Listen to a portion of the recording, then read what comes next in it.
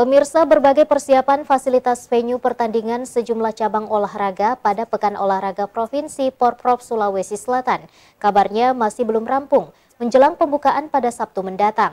Terkait hal tersebut, Gubernur Provinsi Sulawesi Selatan Andi Sudirman Sulaiman enggan berkomentar. Pemirsa Tribuners dimanapun Anda berada, saat ini kami sedang berada di lapangan Sinjai Bersatu Kabupaten Sinjai, di mana saat ini Pekan Olahraga Provinsi Porprov Sulawesi Selatan kembali akan digelar pada tanggal 22 hingga 30 Oktober 2022 mendatang di Kabupaten Sinjai dan Bulukumba.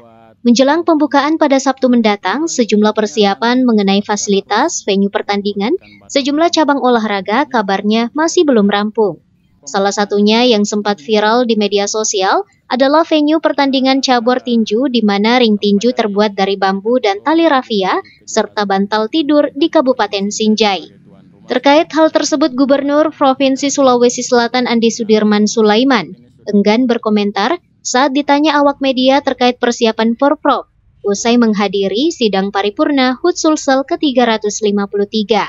Sudirman hanya memberikan pernyataan singkat yang tidak berkaitan dengan pertanyaan yang diajukan para wartawan. Artinya kita tetap membangun ya ke depan, optimisme yang bagus, Sulsel optimis, Sulsel tangguh, dan kemudian akan berpenuh. Oke? Kalau RPJMD Pak, RPJMD Pak, RPJMD Pak, RPJMD Pak, RPJMD Pak. Pembangunan di Sulsel sendiri Pak, Pokoknya harus dibantu oleh media. yang turun langsung. Sementara itu, Ketua Komite Olahraga Nasional Indonesia, KONI Sulawesi Selatan yang baru saja dilantik, yakni Yasir Mahmud yang juga sebagai penyelenggara Porprov 2022, tampak tidak hadir dalam hari jadi Sulsel yang jatuh pada hari ini.